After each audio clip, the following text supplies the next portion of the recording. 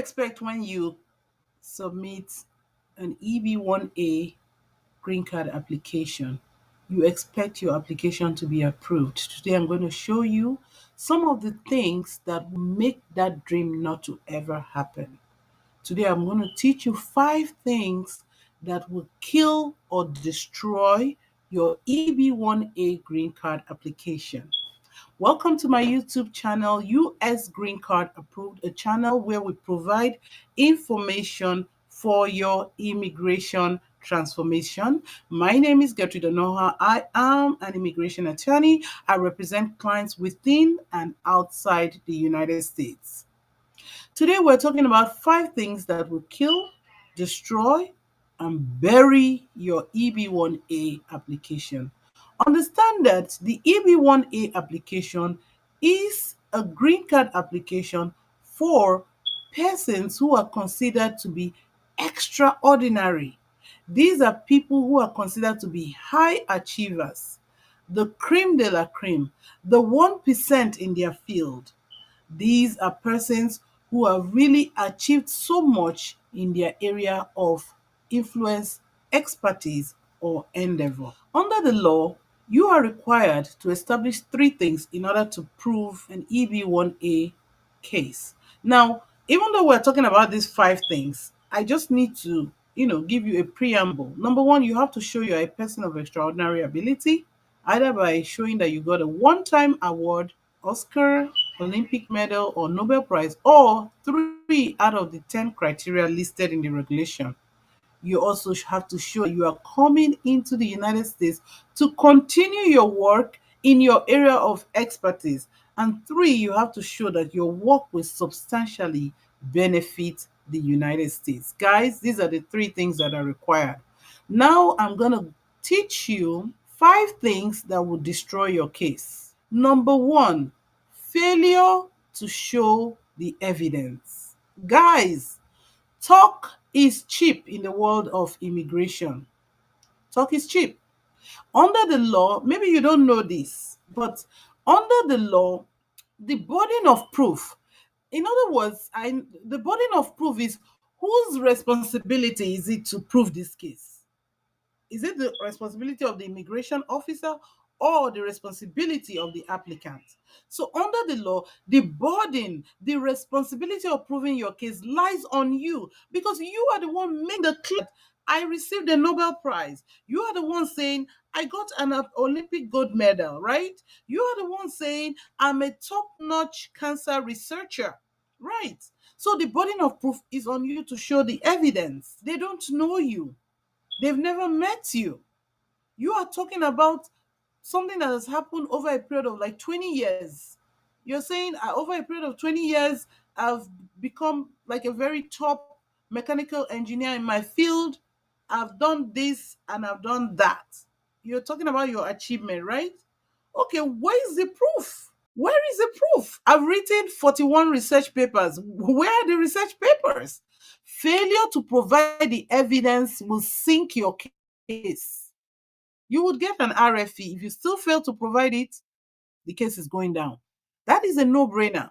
So whatever you are claiming or saying, guys, you have to produce the evidence. And that's a no-brainer. It's just common sense. So, and in the world of EB-1A green card, it is highly document intensive, especially when you are, trying to meet the requirement, those criteria. Whether as a professor, you are trying to show authorship of publications in a major trade journal, or maybe as a professor or somebody in academia, you have reviewed other people's work. Where are the emails? Where is the work that was reviewed? Where is the proof that you reviewed the work? So proof, evidence, very important. Failure to show that, the case is going to be denied. That is number 1. Now, number 2 is also a situation where you have weak letters of recommendation. Okay, where you have weak or letters of recommendation, and that could be anywhere from just using flowery language in your letters of recommendation. Letters of recommendation are very important pieces of evidence. The truth of the matter is that there is nowhere in the regulations that say you must show letters of recommendation. But guys, can I tell you, letters of recommendation are powerful pieces of evidence because you can use it to show a lot of things, especially when you're trying to show, okay, you've authored something, you've done research, and your work is of significant contribution. Even just trying to explain your field, your proposed endeavor, a letter of recommendation can help you. If you're even trying to show that the work that you're doing here in the United States is of substantial merit, like is substantially going to benefit the United States, guys, a letter of recommendation is very important. And sometimes you don't want to just present letters from people that know you only, although that's fine, but you also want to show independent letters of recommendation. These people don't know you personally, but they've read your work, they've cited of your work, they've used your work, or they met you at a conference where you were presenting, or they've read your work. So you want to show a mixed blend of recommenders or experts, some who know you, some who don't know you, and you want them to talk about different things in your portfolio. That's number two. Number three thing that will instantly kill your case. If you miss this one, the case is going to be denied. Failure to do the final merits explanation, final merits determination. So, in trying to do what is called or prove that you are a person of extraordinary ability, of course, the law expects you to show a one time achievement, right? Or three out of 10 criteria. Now, after getting your three, you still have to do what is called the final merits determination. This is a time when you bring together all the evidence that you have used to establish that, looking at your evidence holistically, not in pieces now, but holistically, it shows that you are indeed a high achiever. You are in that 1% category in your field. You are indeed somebody who is extraordinary. Do you understand? You are at the top of your field. So that second merit determination, if you don't do it, then, you know, the case is going to be denied. Now, in doing that merit determination, you are looking at the quality of the evidence. For example, if you have used letters of recommendation, you want to say, you want to now zoom in on maybe the caliber of recommenders that are speaking on your behalf. So, if, for example, you have a world class cancer researcher or a Nobel Prize speaking on your behalf, you want to push your point during the final merits determination that for a world class recommender or expert to be speaking about your work or your expertise, it does show that your work is very qualitative. So you are looking at the quality of the evidence. Do you understand? You're looking at the quality of the evidence. For example, if you're relying on high income, right, and you can show from a government database that says that somebody earning this amount of income is really at the top of their field, then you want to zoom in on that evidence, that the quality of the evidence is not just from an individual. This evidence is from even a US government database. So during that second merit determination, you are zooming in on the evidence, the quality of the evidence. You are blending all the evidence. You are bringing everything together to make a nice point that, look, Mr. John is not just an average person in the industry. He is indeed among the top 1% in the field. So failure to make that second merit determination will destroy your case. Okay? And then another thing that would really, really make your case to be really on a shaky ground or would really bring your case down is relying on just three criteria. This is a mistake. I really don't recommend that you rely on three criteria. Really, I don't. In my practice, I like to use 4, 5, 6, right? What I just want to balance that. See, one thing that you shouldn't do is this. If you don't meet a criteria, don't even waste your time trying to push yourself to explain that criteria. Because see, if you do that, you are wasting the time of the reviewer. Okay, you are even biased. Now you've made their mind already biased. Make sure you make argument on things that you think you qualify for. So there are things that we know, some people know that they don't even qualify for it. Maybe you don't have high income. You are an international student, right? But you have other requirements. But your income is like a stipend, right? Don't even try to engage on that because you're wasting the time of the officer. You're making them even angry because you're earning minimum wage. There's no way that is going to be high income, right? So, but at the same time, you want to make sure that you try to go beyond three arguments because you don't know how they are going to take these things, right? They may punch one hole on your three-legged argument. And once that happens, the regulation says 3 out of 10. If you have 2 out of 10, even 2.5, nope, it's hard law. You can't get that case approved. So, as much as possible, you want to really read the regulations and see how you can make at least 5 or 6 arguments so that if they punch one or two, you can still stand, you know. And that's very, very important. Honestly, very, very, very, very important. You don't want to just be on that weak front. Another thing that has really, really destroyed people's case is where you provide evidence but you fail to explain the evidence. You fail to connect the dots. So this is different from the first one where you fail to provide the evidence, right? That's something different. But now you are providing the evidence, but you fail to make the explanation. You fail to weave, oh God, the evidence into the regulations, right? Nobody's going to do that for you.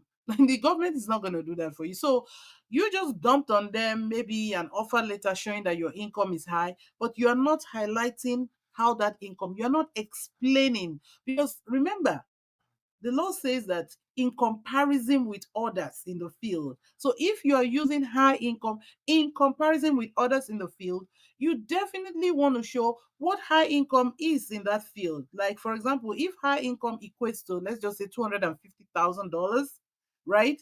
And you are making 260, then you want to show that, okay, I'm making 260, my colleagues are making around 250, right? That explanation is your burden. You cannot leave those things for the government. Then they cannot connect the dots for you. You have to make the explanation on your evidence. Don't just dump the evidence, you judge the work of others. And then the invitation to judge the work of others, you dumped it on them. No explanation. You have listed every evidence, but you failed to explain it. Nobody's going to do that for you. You will certainly get an RFE. And if you do get an RFE, if you cannot make that explanation, find your way to the office of any attorney or your attorney, or if you want to engage us, find your way quickly to our office. We can help you put together these things. Guys, these are some things that can really, really sink your EB-1 NIW case. Guys, I want you to understand something, that the governments are there to help you to approve your case. That's their job. They want to see those cases, you meet the requirements, and then they approve the case. But if you fail to supply the evidence, or you provide the evidence you don't explain, or you provide inadequate evidence, or you don't even meet the legal requirements, right? That would be a problem. So that brings me to my last explanation why a case is going to fail. When you do not meet the legal requirements and you put in an application, some persons like to put in the EB-1A because green card is available. They can get work authorization. They can work while the case is pending. You don't want to do that. That's a frivolous application and that could land you in big trouble. But when you submit a case that you do not qualify for, guys, you're not getting an approval. So in this instant case, you want to show you meet the three legal requirements. These are legal requirements in the regulations. If you don't meet the three legal requirements, number one, that you are a person of extraordinary ability in science, in arts, in athletics, or in education. If you do not provide the evidence, either by one-time achievement or 3 out of the 10 criteria, The case is going down. If you fail to show that you are coming to the United States to continue in the area of your expertise, the case is going to fail. Because listen, the reason why you're getting the green card as an extraordinary person is to come in and continue the work. Sometimes we need to understand the reasoning behind the law.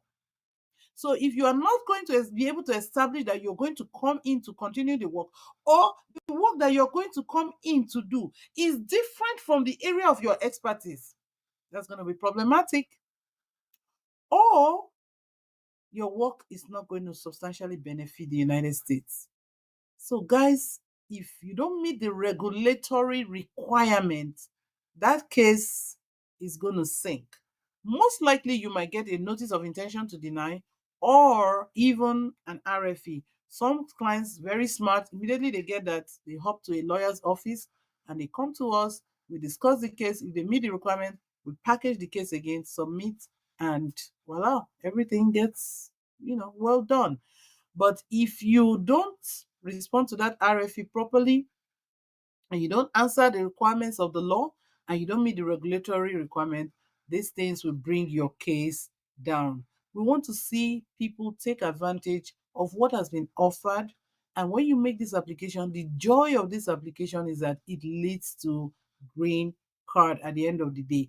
When expectations fail, when cases are denied, it really hurts.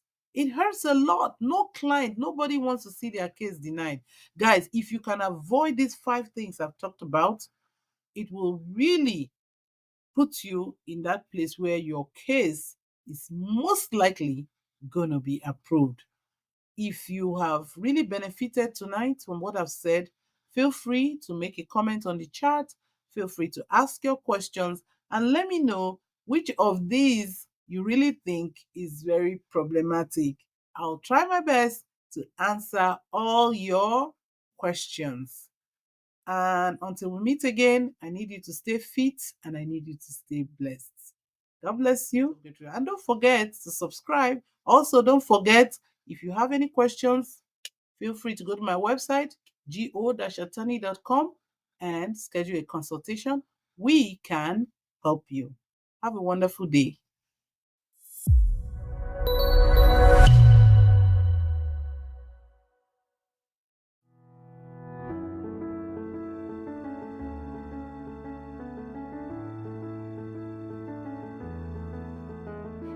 I hope you found valuable information today. At the Law Office of Gertrude Onuoha, we are committed to providing you with clear, useful information to help you on your immigration journey. But don't just take our word for it. Here's what some of our clients say. It was a great experience working with the Law Office of Gertrude Onuoha. She supported me all through my journey of getting my green card and was available to answer my questions. I will surely recommend her. I had the privilege of working with the Law Office of Gertrude Onuoha for my National Interest Waiver Program, and I can't express enough gratitude for her exceptional services. Thanks to her expertise, dedication, and strategic guidance, my NIW was approved smoothly and efficiently. I highly recommend her. I attended a Zoom conference hosted by attorney Gertrude Onuoha by chance. After hearing her detailed explanations and client testimonials, I consulted with her. Despite my uncommon research field, she and her team took the time to understand every detail. Thanks to their professionalism and thorough work, my EB-1A application was successful. I highly recommend their services.